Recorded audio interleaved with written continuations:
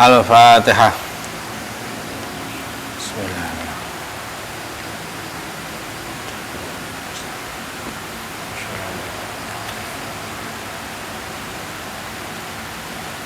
Bismillahirrahmanirrahim. Alhamdulillahirabbil alamin. Wassalatu wassalamu ala sayyidina Muhammadin wa ala alihi washabbihi.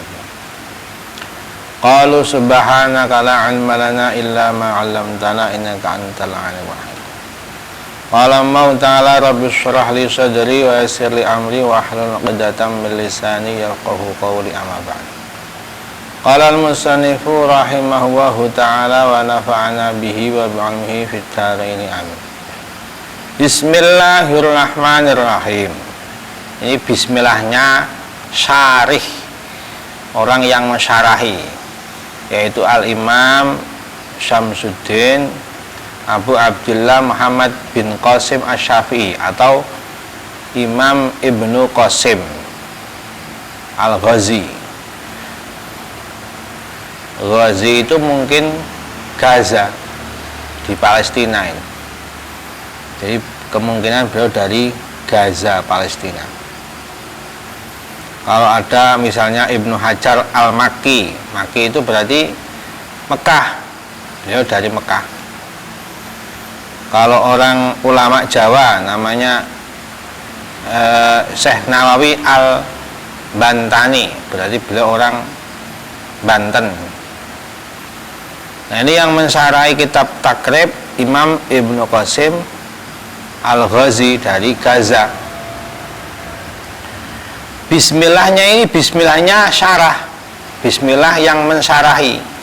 Nanti ada bismillahnya yang mengarang matan. Matan itu kitab yang paling pokok, matan namanya. Pertama kali yang ngarang matan adalah Imam Abu Suja namanya. Abu Suja itu dulu seorang qadhi Abu Suja. Beliau ini ketika menjabat qadhi itu kalau sekarang hakim, atau mungkin kalau secara hukum Islam belum ada di sini, tapi kalau sekarang bisa menjadi hakim pengadilan, bisa jadi pengulu pernikahan KUA kalau di Indonesia. Tapi kalau qadhi dalam hukum Islam, dalam negara Islam itu lebih banyak lagi tugasnya itu. Selain menikahkan, selain memutusi perkara, beliau juga kalau qadhi dalam hukum Islam itu menjadi sumber fatwa, berfatwa. Beliau itu dulu sangat dermawan, sampai kalau bersedekah itu ada 10 utusan yang membagikan harta beliau. Setiap utusan itu membawa 120.000 dinar atau dirham. Setelah itu beliau hidup zuhud. Setelah pensiun apa selesai tidak menjabat, beliau hidup zuhud, menjadi tukang sapu di Masjid Nabawi di Madinah sampai meninggal dunia di umur 160 tahun. Panjang umur beliau ini. Di umur 160 tahun itu tidak ada satupun anggota tubuhnya yang cacat, semuanya masih sehat normal. Orang biasanya kalau sudah umur tua itu kakinya lumpuh misalnya, namanya cacat. Kalau sudah tua matanya buta misalnya, itu cacat.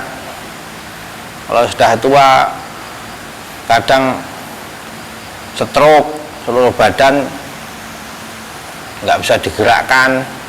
Ini beliau ini sudah sampai umur 160 tahun, itu tubuhnya masih sehat, masih terjaga.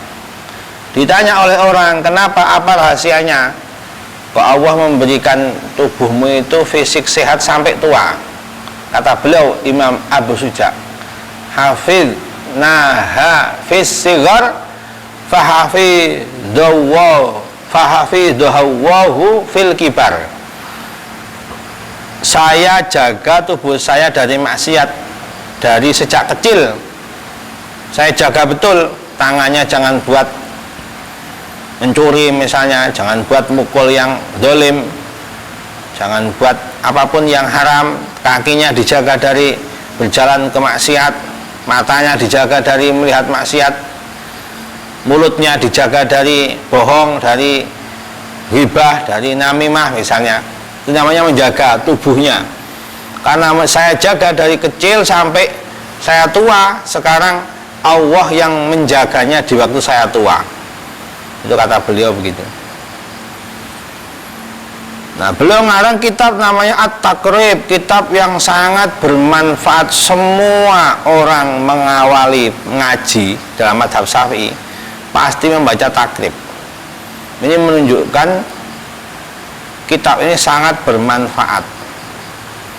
Kenapa bisa sangat bermanfaat? Kata Imam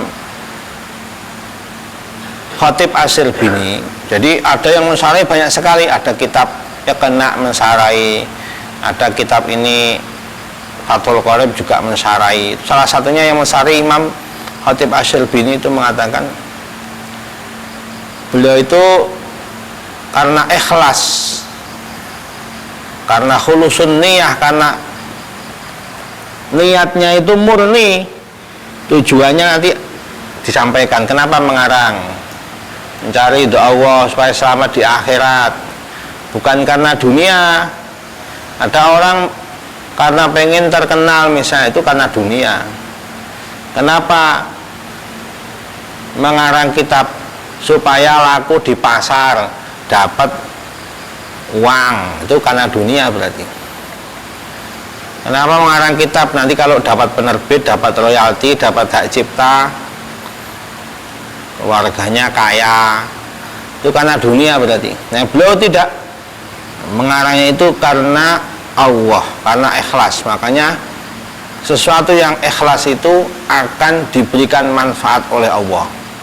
Contoh, kalian kalau pas sekolah itu,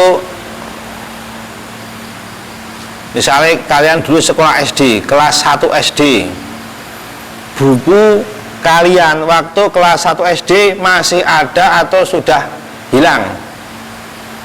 Nah, hilang apa masih ada? Buku kalian kelas 1 SD, nah, hilang. Nek buku Iqra masih ada apa hilang? Nah, itu karena apa? Karena orang ngaji Iqra karena Allah, karena agama, dijaga Allah. Kitab mbah saya, Mbah Ansori, masih ada sekarang. Beliau sudah meninggal, buyut saya itu Mbah Ansori, pendiri pondok sini, masih ada kitabnya.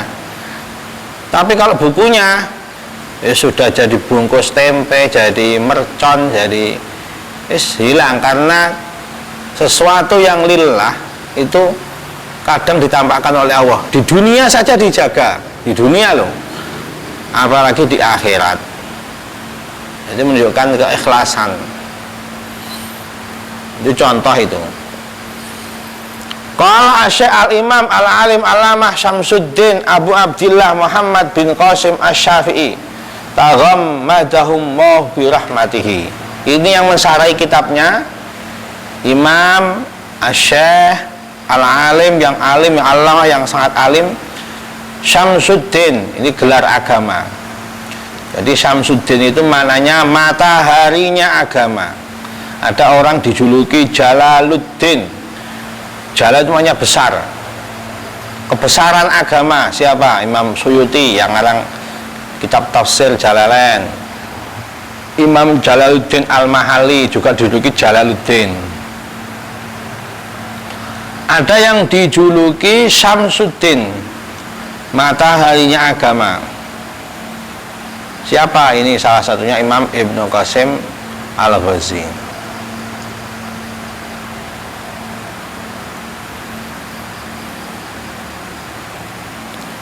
Ada orang dijuluki misalnya Hujjatul Islam, hujahnya Islam, Imam Al-Ghazali. Ada yang dijuluki Syekhul Islam, gurunya Islam, syekhnya agama Islam, Al-Imam Abu Zakaria Al-Ansari. Itu gelar. Orang kan sudah punya gelar seperti itu, berarti bermanfaat ilmunya dalam agama, menjadi matahari agama. Ibaratnya orang itu kalau nggak ada matahari, mati semua makhluk hidup itu. Nah, kalau nggak ada mataharinya agama, ya orang akan kegelapan dari agama. Abu Abdillah ini kunyahnya beliau, kunyahnya Ibnu Qasim yang mensyarahi. Misalnya Abu Bakar, itu kunyah. Nama aslinya Abu Bakar itu As-Siddiq adalah Abdullah, nama aslinya. Abu Hurairah, jadi Abu Bakar itu aslinya adalah Abdullah bin Abi Quhafah, julukannya Abu Bakar. Nama aslinya Abdullah bin Abi Quhafah. Ada orang yang lebih terkenal nama aslinya Sayyidina Ali, itu nama aslinya yang terkenal. Kalau kunyahnya Abu Turab, orang terkenal. Abu Hasan. Nah, Nabi itu juga punya kunyahnya Abul Qasim, nama aslinya Muhammad Sallallahu Alaihi Wasallam. Ada sahabat yang lebih terkenal nama aslinya, ada yang terkenal kunyahnya. Misalnya Abu Hurairah, itu nama aslinya Abdurrahman bin Soher, nama aslinya. Kunyahnya yang lebih terkenal. Nah, kalau disebut semuanya, ini berarti ingin menjelaskan nama lengkap. Misalnya kadang orang kalau menyebut nama Umar, itu namanya lengkap. Amirul Mukminin Abu Hafsin Al-Faruq Umar Ibn Al-Khattab. Jadi Amirul Mukminin gelar beliau, sama Samsuddin ini gelar beliau. Abu Hafsin itu kunyah beliau, karena Sayyidina Umar itu ayahnya Sayyidah Hafsah, Abu Hafsin. Al-Faruq ini lakop apa, dijulukan Al-Faruq ini, julukannya Sayyidina Umar itu Al-Faruq karena pemisah antara yang hak dan batil. Baru namanya Umar bin Khattab. Ini Abu Abdillah Muhammad bin Qasim Asy-Syafi'i, madhab beliau Imam Syafi'i, Syahibul madhab. Taghammadahu bi rahmatihi, semoga Allah mencurahkan rahmatnya untuk Syekh Ibnu Qasim waridwanahu, amin. Dan bi rahmatihi waridwanihi, dan Allah memberikan keridhaannya kepada beliau, amin. Alhamdulillah, tabarrukan bi Fatihatil Kitab, li'annaha ibtida'u kulli amrin dibalin wa khatimati kulli du'ain mujab wa akhiru da'wal mu'minina fil jannati daris sawab. Jadi di Karang biasanya orang menggunakan sajak, kalau dalam bahasa Indonesia ini namanya sajak. Nah, akhirnya ini sama, Alkitab, Al-Mujab, daris sawab. Pertama alhamdulillah, beliau setelah bismillah menjawabnya hamdalah. Kalau bismillah ini awalnya, kalau alhamdulillah ini mengambil barokah seperti Al-Quran, karena Al-Quran itu diawali dari hamdalah. Bismillahirrahmanirrahim, alhamdulillahirabbil alamin, ar-rahmanirrahim. Fatihah itu kan awal dari Al-Quran. Nah, beliau juga menulis kitab ini mencontoh Al-Quran. Al-Quran diawali Bismillahirrahmanirrahim, setelah itu alhamdulillahirabbil alamin. Beliau juga alhamdulillah ini sebagai tabarruk dengan pembukaannya Fatihahnya Al-Quran. Li'annaha ibtida'u kulli amrin dibalin. Alhamdulillah itu adalah awal dari semua perkara kebaikan. Dalam hadis dikatakan, Nabi bersabda, kul amrin dibalin la yubtada'u bilhamdulillah. Setiap perkara baik kok tidak diawali dengan alhamdulillah, maka kurang barokah. Ada yang mengatakan cacat, abetar, abetak. Ada yang mengatakan kurang barokah, ada yang mengatakan cacat atau kurang sempurna. Wa khatimatu kulli du'ain mujab, dan alhamdulillah ini adalah menjadi penutup setiap doa yang diijabah. Orang kalau paham adab doa, itu akhir doanya ditutup dengan alhamdulillahirabbil alamin. Karena alhamdulillah ini adalah khatimatu kulli du'ain mujab, tanda doa itu diijabah, akhirnya pungkasi diakhiri dengan alhamdulillah. Wa akhiru da'wal mu'mina fil jannati dari thawab, dan alhamdulillah ini menjadi akhir pengakuan orang-orang mukmin di surga besok. Semoga kita semua termasuk ahli jannah dari thawab, amin. Jadi alhamdulillah itu besok menjadi kata-kata terakhir penghuni surga. Dalam Al-Quran dikatakan wa akhiru da'wana anilhamdulillahi rabbil alamin. Kata-kata orang penduduk surga itu. Jadi kata-kata yang bisa diucapkan ahli surga itu adalah alhamdulillahi rabbil alamin. Sudah tidak ada lagi setelah itu yang menjadi dambaan semua orang itu, mendapatkan kenikmatan yang tertinggi, yang puncak dari cerita hidup manusia yang diimpikan oleh semua manusia, semua orang. Itu besok lisannya mengucapkan hamdalah di surga. Kalau enggak itu berarti ahli neraka. Nauzubillah. Ahmaduhu an wafaqa, saya memuji Allah karena Allah yang telah memberi taufik man arada min ibadih. Ini sekarang diakhiri dengan hak, tadi diakhiri dengan ba. Littafaqquh fid dini ala wifqi muradih, diakhiri dengan hak. Allah telah memberi taufik kepada hamba-hamba yang beliau, yang Allah kehendaki. Enggak setiap orang dikehendaki itu. Dari 1 miliar manusia itu enggak semuanya mau ngaji, enggak semuanya mau mondok. Dari 6 miliar penduduk dunia hanya 1 miliar yang Islam. Dari 1 miliar itu enggak semuanya sholat, enggak semuanya puasa, hanya sebagian. Dari yang sholat dan puasa misalnya, yang ibadah, nggak semuanya ngaji. Banyak yang ibadah tapi nggak ngaji, akhirnya ibadahnya cacat, nggak tahu rukun, nggak tahu syarat. Dari yang mau sholat Islam dan mau mondok itu nggak semuanya. Loh, kok kita ini kok ditakdir oleh Allah, dipilih oleh Allah, itu dipilih oleh Allah itu. Jangan sia-siakan takdir ini, jangan sia-siakan pilihan Allah ini. Ini nikmat yang harus disyukuri. Kalau disia-siakan, Allah cabut nikmat itu, diberikan ke orang lain, mudah bagi Allah ini. Kalau kita nggak mau syukur atas nikmat ini, mensia-siakan, orang tua kalian di sana itu kerja keras buat nyangoni kalian, di sini malah leda-ledi. Itu kalau Allah marah, dijabut nikmat itu, celaka kita ini. Allah mudah membolak-balikkan hati. Ini sudah dikasih nikmat, kasih kesempatan biar mau ngaji malah males, diganti saja. Mudah bagi Allah. Tidak dikasih hidayah, akhirnya malas ngaji, malas mondok, milih cari dunia misalnya, milih cari, bukan cari agama tapi cari uang misalnya. Hanya diganti orang lain yang tadinya nggak dapat hidayah, diganti oleh Allah, dipilih. Nah itu Allah itu mudah sekali membolak-balik hati. Jangankan manusia biasa, wali saja kadang hatinya bisa dibalik oleh Allah, matinya su'ul khotimah, apalagi bukan wali. Ini pilihan kita ini, man arada min ibadihi littafaqquh fid dini ala wifqi muradih, dipilih untuk belajar fikih agama sesuai kehendaknya Allah. Wa usalli wa usallimu ala afdhali khalqihi Muhammadin sayyidil mursalin.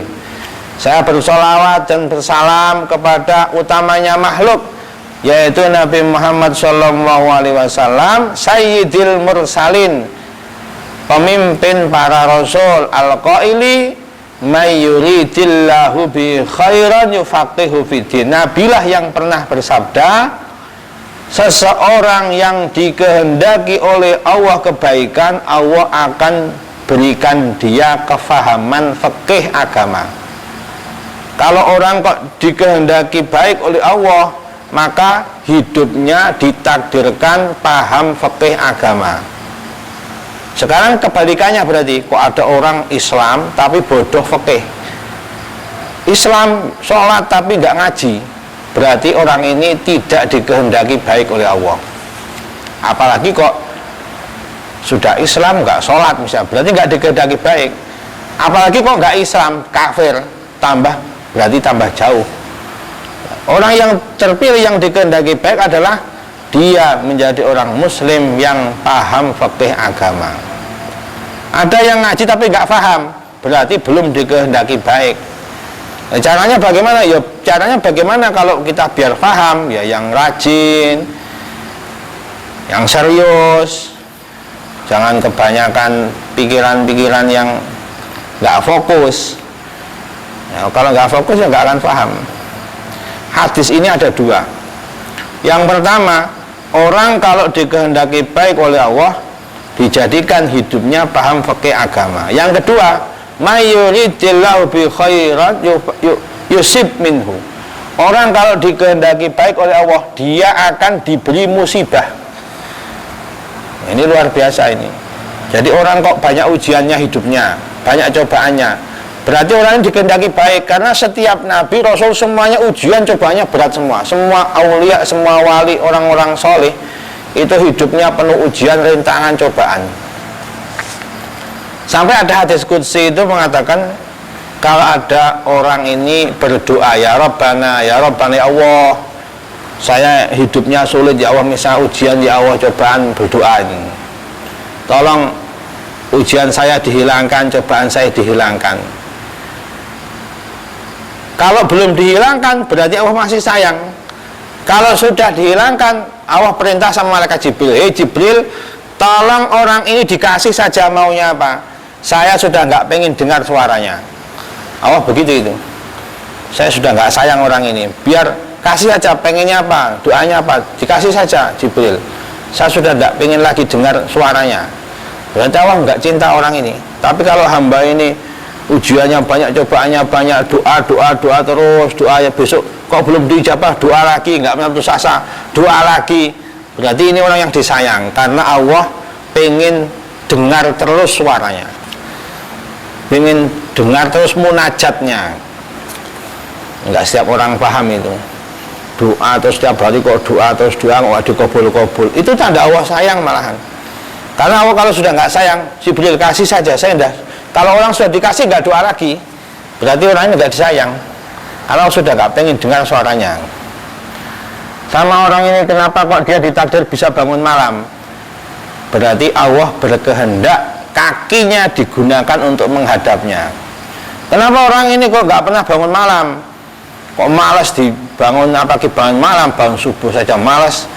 Berarti Allah memang tidak sudi kakinya digunakan untuk menghadapnya. Na'udzubillah, ini orang hakikat, orang yang mahrum indallah, yang terhalang dari rahmat Allah itu. Na'udzubillah. Wa ala alihi wa sahbihi muddata dzikri dzakirin wa syahwil ghafilin. Sholawat salam untuk keluarga Nabi, sahabat Nabi, selama orang-orang zikir masih berzikir. Wa syahwil ghafilin, selama orang-orang yang lupa, keadaannya lupa, baik orang berzikir, orang lupa, terus sholawatnya mengalir untuk Nabi dan keluarganya dan sahabatnya. Wa ba'du, hadza kitabun fi ghayatil ikhtisari wat tahdzib, wada'tuhu alal kitabil musamma bit takrib. Ini diakhiri tahdzib takrib. Saya mengarang, kata Ibnu Qasim, ini kitab ini dalam keadaan sangat ringkas. Ringkas saja kita banyak yang nggak paham, apalagi panjang. Beliau itu ngarang kitabnya sudah sangat ringkas. Ghayah itu puncak, ikhtisar itu ringkas. Ini sudah ringkas sekali, karena agama ini syariatnya banyak. Supaya mudah difaham, saya karangkan kitab yang paling ringkas. Maksudnya begitu. Wa tahdzib, tahdzib ini murni, isinya cuma perkara penting dalam syariat. Namanya kitab matan, kitab ini ringkas. Saya mengarang kitab ini untuk mensarai kitab yang namanya takrib, kata beliau begitu. Tujuannya apa? liyantafi'a bihil muhtaju minal mubtadiin, supaya orang-orang yang butuh ketika mengawali mengaji ini mendapatkan manfaat. Jadi ini kitab untuk para mubtadiin, awal-awal yang ngaji ini baca takrib. Li furu'i syariati waddin, kitab ini menjelaskan tentang cabang-cabang syariat dan agama. Wa yakuna wasilatan linajati yaumaddin wa naf'an li ibadihil muslimin. Tujuannya kitab ini saya karang supaya menjadi perantara bagi saya, supaya saya selamat karena punya ilmu, ilmunya manfaat, bisa menjadi wasilah perantara supaya menyelamatkan beliau di hari kiamat dan memberi manfaat untuk hamba-hamba Allah yang muslim.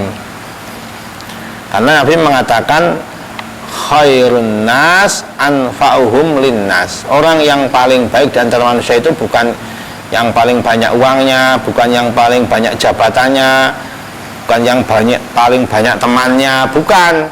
Orang yang paling baik di antara manusia yang paling banyak manfaatnya kepada yang lain. Memberi ilmu itu termasuk manfaat paling besar. Orang tadinya kalau nggak punya ilmu, nggak bisa ibadahnya nggak sah, karena dia yang memberi ilmu, mengajar ilmu, jadi sah. Setiap orang yang beribadah, yang mengajarkan ilmu dapat pahalanya. Contohnya begitu. Annahu sami'un du'a ibadihi wa qaribun mujib wa man qasadahu la yakhib wa idza sa'alaka ibadi anni fa inni qarib. Kitab beliau ini tujuannya untuk perantara menyelamatkan dan memberi manfaat kepada kaum muslimin, karena Allah adalah zat yang maha mendengar doanya hamba-hambanya, maha dekat, maha mengijabah doa. Siapapun yang tujuannya Allah tidak akan rugi, la yakhib. Wa idza sa'alaka anni wa idza sa'alaka ibadi anni fa inni qarib, ini menukil ayat Al-Qur'an. Kalau orang bertanyamu, kalau hamba-hambaku bertanya kepadamu Muhammad tentang aku Allah, katakan saya ini qarib, saya ini dekat, maha dekat. Wa alam annahu yujadu fi batil hadzal kitab. Ketahuilah, kata Ibnu Qasim ini, ditemukan di sebagian naskah kitab. Jadi zaman dulu orang-orang kitab itu berupa naskah, belum ada penerbit, belum ada seperti zaman sekarang kan PDF misalnya, filenya itu ada di laptop apa di komputer misalnya. Kalau sekarang, kalau orang dulu ya naskah itu ya orang nulis langsung di lempiran-lempiran kertas zaman dulu itu, namanya naskah itu. Lu kok bisa orang mengarang 500 tahun yang lalu, saat masih mungkin teknologi belum maju, kok kita bisa dapat salinannya? Itu karena dari naskah, bahasa Arabnya nasakh hadzal kitab. Kalau nggak orang ikhlas, ya hilang sudah. Kadang fi ghairi khutbati tasmi'u taratan bitakrib patron bi ghairi ikhsar. Abu Suja itu kitabnya, orang kadang menyebutnya kitab Abu Suja itu kitab takrib. Ada yang menyebutnya kitab Ghayatul Ikhtisar. Dua nama ini. Falidhalika, karena sarah itu sesuai dengan matan, maka ketika matanya punya dua nama, saya juga memberikan nama untuk sarahnya ini dua, kata Ibnu Qasim begitu.